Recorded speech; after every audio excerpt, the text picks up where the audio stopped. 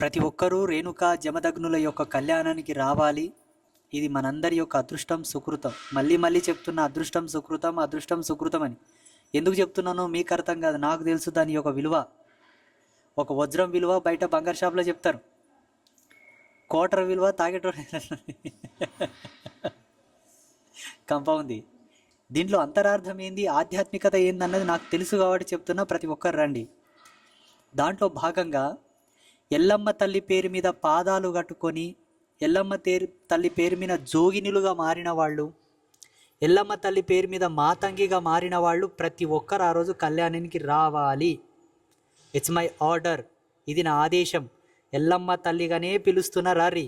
మీ తల్లి పెళ్ళి, మీ ఇంటి ఆడబిడ్డ పెళ్ళి, యావత్ హిందూ జాతికే ఇంటి ఆడపిల్ల గోమాత. మొత్తం హిందువులకందరికి పుట్టింటి బిడ్డ గోవు. మీ ఇంటి బిడ్డ పెళ్ళికి మీరు రాకుంటే ఏమైనా పాకిస్తాన్ వాళ్ళు వస్తారా, ఆఫ్ఘనిస్తాన్ వాళ్ళు వస్తారా? రారి, వచ్చి ఆ తల్లికి తలవాళ్ళు వేసి ఇంత బుక్కెడన్నం కడుపులు వేసుకొని తలంబ్రాలు ఇస్తారు, తీసుకొని పోరి. మాతంగులు కానీ, మాతంగినీలు, జోగినీలు ఎల్లమ్మ తల్లి పేరు మీద పాదాలు కట్టుకొని, పాదాలని మోటుగా అన్నారు కానీ ఎల్లమ్మ తల్లి దీక్ష అది.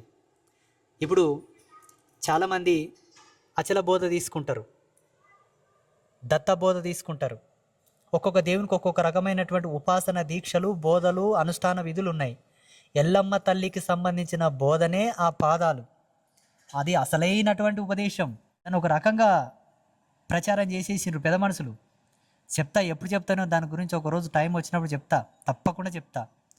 అటువంటి దివ్యమైనటువంటి కళ్యాణ మహోత్సవం మన పీఠంలో ఏప్రిల్ 12వ తారీఖు ఆదివారం రోజు జరగనున్నది. ప్రతి ఒక్కరు రావాలి, ఆ కళ్యాణ మహోత్సవాన్ని చూడాలి.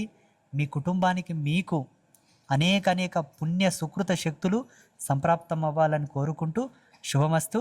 రేణుకా పరంజ్యోతి అనుగ్రహ ప్రసాద సిద్ధిరస్తు తదాస్తు.